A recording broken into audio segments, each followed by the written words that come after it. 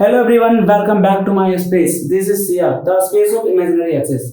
मैं यहाँ पे लगातार जेईई मेंस एडवांस से रिलेटेड सारे क्वेश्चंस मैं यहाँ पे डिस्कस कर रहा हूँ। ये सवाल पूछा गया है मेंस 2010 में है, तो ये सवाल करते हुए हम लोग दो तीन कंसेप्ट को देखेंगे, क्योंकि आईआईटी जब भी क्वेश्चंस को फ्रेम करता है तो लगभग दो तीन कंसेप्ट से भी ज्यादा हो, तो उस पर लगातार सवाल करते हैं। मतलब एक कंसेप्ट पे सवाल खत्म नहीं होने वाला है। यहाँ पे अलग तरीके से यहाँ पे मैट्रिक्स दिखाया गया है, यहाँ पे रैशनल इरेशनल को मिलाए हुए यहाँ पे, और यहाँ पे दिया गया determinant of adjoint A adjoint B.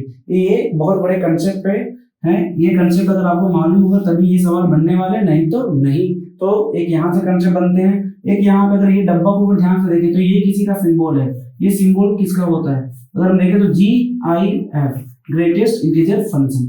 Greatest integer functions के सिंबल्स है, उसके बेसिस पे हमको यहाँ पे k का वैल्यू फाइंड करना है। और सेकंड कंसेप्ट यहाँ पे, और इसी में से दो मैट्रिक्स में से दिए गए उसमें से उस मैट्रिक्स का डिटरमिनेंट फाइंड करेंगे और फिर एडजॉइंट के बेसिस पे उसके आंसर निकालेंगे। तो यहाँ पे एडजॉइंट हम लोग निकालेंगे क्या? नहीं, एकदम नहीं निकालेंगे। हम लोग को मालूम है। तो यहाँ पे कंसेप्ट कॉर्नर की तरफ देखें ध्यान से, तो दो तीन कंसेप्ट के बाद यहाँ पे करते हैं कंसेप्ट कॉर्नर। जो इस सवाल से रिलेटेड जो भी कंसेप्ट बनने वाले हैं मैं यहाँ पे डील कर रहा हूँ, ताकि आप लोग को समझ में आए सवाल कैसे बनते हैं। अगर ध्यान से देखें तो हम लोग के पास यहाँ पे क्या दिया हुआ है? Adjoint of A. Adjoint of A का डिटरमिनेंट अगर देखें तो जैसे कि मैं यहाँ पे कंसेप्ट कॉर्नर पे बताने वाला हूँ कुछ कंसेप्ट जो इस क्वेश्चन को सॉल्यूशन करने में आपको बहुत ज्यादा हेल्प मिलने वाली है। तो यहाँ पे क्या दिया हुआ है? एडजॉइंट। अगर हम कभी भी एडजॉइंट से रिलेटेड उसका डिटरमिनेंट फाइंड करने का कोशिश करें, एडजॉइंट से रिलेटेड उसका जब भी डिटरमिनेंट फाइंड करने की कोशिश करें तो हमेशा एक फार्मूला पे टूटती है, और वो फार्मूला क्या होती है? लगभग। क्या ये एडजॉइंट को फैक्टर की है? सेम वही बात। तो ये हमारे पास क्या हो जाएगा? डिटरमिनेंट ऑफ ए तो होगा, डिटरमिनेंट ऑफ ए तो होगा, उसके साथ में क्या हो जाएगा? n-1। ये क्या पता है आप लोग को? यही कंसेप्ट पे ये फॉलो करा हुआ है। एडजॉइंट ए का डिटरमिनेंट अगर हमारे पास जब भी फाइंड करना हो तो डिटरमिनेंट ऑफ ए इनटू अब उसके पावर क्या हो जाएगा? n-1। ये एक कंसेप्ट। सेकंड कंसेप्ट ये ग्रेटेस्ट इंटीजर फंक्शन की यहाँ पे, और लगभग क्या होता है? ग्रेटेस्ट इंटीजर फंक्शन का एक खासियत है GIF। वो नंबर क्या होता है? उससे एकदम हमारे पास नाम बोला गया ग्रेटेस्ट इंटीजर फंक्शन, बड़े वाले वैल्यू, लेकिन काम छोटे हैं। मतलब अगर हम लोग देखें ध्यान से तो क्या हो जाएगा? x जो लेसर वैल्यू होगी या फिर इक्वल टू वैल्यू उसके लगभग हो जाएगी। जैसे हमारे पास 3.12 है, 3.12 तो इसका ग्रेटेस्ट इंटीजर वैल्यू क्या हो जाएगा? 3। तो ये हमारे पास छोटा वाला इंटीजर वैल्यू हो जाएगा, वो उसका आंसर। ये सेकंड कंसेप्ट। और थर्ड कंसेप्ट है यहाँ पे ये जो सवाल दिया गया है मैट्रिक्स ए, तो ठीक है, मैट्रिक्स बी का बात करें उसका डिटरमिनेंट का फाइंड करें, या फिर बात करें तो मैट्रिक्स बी का डिटरमिनेंट क्या हो जाएगा? ध्यान से देखिए तो आपको मालूम ही होगा 0 के बराबर होगा। क्यों? क्योंकि हमारे पास कैसा मैट्रिक्स है? ये हमारे पास डायगोनल एलिमेंट क्या है? 0 0 0, और ये लगभग क्या हमारे पास? Skew symmetric matrix. ध्यान से देखें तो हमारे पास ये लगभग क्या है? Skew symmetric matrix. लगता है यहाँ पे डेटा थोड़ा कम पड़ा हुआ है, तो ये डेटा को मैं बराबर कर देता हूँ। ध्यान से देखिए, इसका नेगेटिव यहाँ पे, इसका नेगेटिव यहाँ पे, इसका नेगेटिव यहाँ पे है। तो स्क्यू सिमेट्रिक मैट्रिक्स की खासियत होती है, अगर वो स्क्यू सिमेट्रिक मैट्रिक्स, अगर स्क्यू सिमेट्रिक मैट्रिक्स अगर ऑड ऑर्डर में हो, ऑड ऑर्डर में, तो वो हमेशा क्या देगी? डिटरमिनेंट हमेशा 0 देगी, हमेशा उसका डिटरमिनेंट 0 देगी। जैसे यहाँ पे हमारे पास 3/3 ऑर्डर का है तो डिटरमिनेंट वैल्यू 0 हो जाएगा। तो यहाँ से एक कंसेप्ट ये खत्म होगा, ये डिटरमिनेंट बस इसका काम है, इसका काम है। चलिए देखते हैं सॉल्यूशंस की ओर आगे बढ़े। अगर ये कंसेप्ट क्लियर है तो ये सवाल बन सकता था, नहीं तो ये सवाल तभी बन सकता है जब आप कंसेप्ट कॉर्नर, ये कंसेप्ट कॉर्नर मेरा बहुत इंपॉर्टेंट होता है, ताकि आप लोगों को सबसे पहले कंसेप्ट दिया जाए, ताकि ऐसे क्वेश्चंस को आप सॉल्यूशन कर सकें। तो ये सब बन के दिमाग में ऑलरेडी बने हुए होना चाहिए, तभी आईआईटी जेईई के क्वेश्चन आप कर सकते हो, वरना नहीं। तो आगे बढ़े।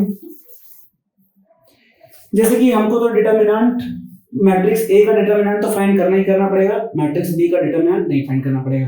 तो मैट्रिक्स ए का अगर डिटरमिनेंट फाइंड करें तो क्या होगा सॉल्यूशन के अनुसार से? तो 2 के -1, चलिए एक्सपेंड करते हैं जल्दी से, और आप लोग मेरा हेल्प करेंगे इसके लिए। 1 × -1 -1, उसके बाद -2 के -2 रूट के क्या हो जाएगा? ये हमारे पास प्लस में हो जाएगा, ये 4 के हो जाएगा क्या? चलो सही है। क्वेश्चंस में थोड़ा सा गलती है, क्वेश्चंस को अगर थोड़ा सा मैं देख लेता हूँ तो ये क्या है हमारे पास? क्वेश्चंस यहाँ पे के है और यहाँ पे के है, रूट के नहीं है। तो गाइस थोड़े बहुत गलतियां हो सकती है, तो ये सब थोड़ा ध्यान से। यहाँ पे हमारे पास क्या हो जाएगा? 4k²। ये ऐसे लिखते ही आगे हम लोग बढ़ेंगे। उसके बाद सेकंड में माइनस ऑफ 2 रूट के इंटू डिटरमिनेंट को एक्सपेंड कर रहे हैं। यहाँ पे 2 2 जा 4, माइनस माइनस से प्लस हो जाएंगे। ये हमारे पास 4 और ये रूट के एक यहाँ पास के है, रूट के, तो रूट के इंटू के, ये रूट के। क्लियर? आगे यहाँ पे 2 रूट के इंटू -1, तो ये क्या हो जाएगा हमारे पास माइनस माइनस प्लस हो जाएगा और ये 2 रूट के उधर जाएगा एज इट इज। आगे देखिए प्लस में 2 रूट के बाहर लेना है। उसके बाद सॉल्यूशन इसका एक्सपेंशन 2 रूट के और यहाँ पे के 4k रूट के।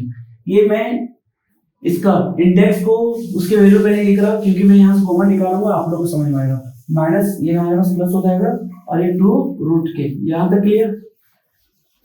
यहाँ जैसे क्लियर हो उसके बाद हम लोग आगे बढ़ेंगे। ध्यान से देखिए a² - b² के फॉर्म में दिख रहा है क्या? ये अगर हम देखिए ध्यान से तो ये 2k का होल स्क्वायर होगा और ये -1, ये -1, तो a² - b² के अनुसार फिर इसको एक्सपेंड करेंगे। ये क्या दिखेगा हम लोग को आगे?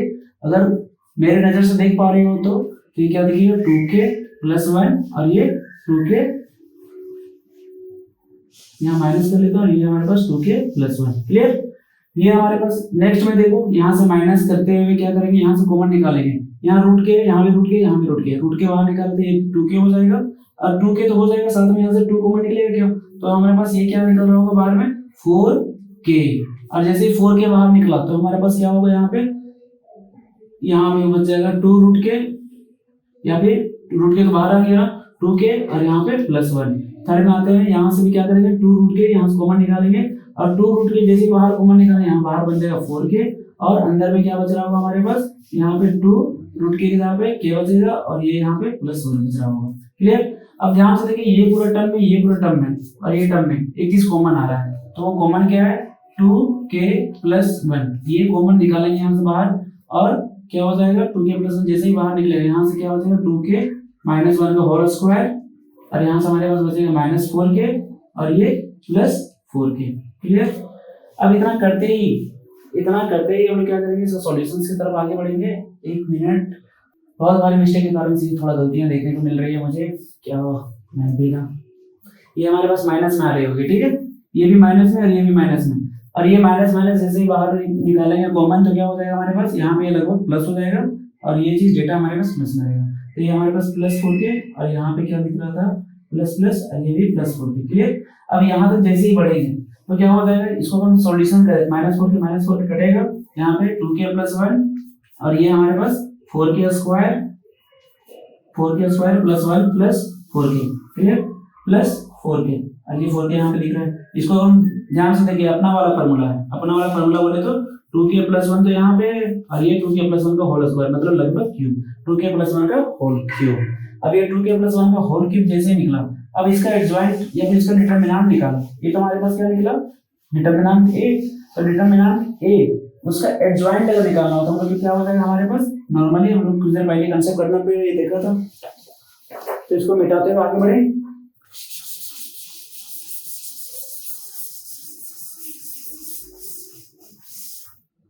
ये हमारे पास क्या निकला? डिटरमिनेंट ऑफ a का डिटरमिनेंट इक्वल टू 2k + 1 का होल क्यूब और डिटरमिनेंट b कितना निकला हमारे पास? 0। जैसे ये हमारे पास निकल गया, यहाँ पर स्टेटमेंट में पुट करेंगे और फाइंड करेंगे। जैसे कि हमारे पास क्या हो जाएगा? Determinant of adjoint a। Clear? और डिटरमिनेंट ऑफ एडजॉइंट b। तो उसके अनुसार हम क्या करेंगे? यहाँ हमको क्या पता था? डिटरमिनेंट ऑफ a का पावर n - 1, यहाँ पे ऑलरेडी हमारे पास 3 है, उसका पावर क्या हो जाएगा?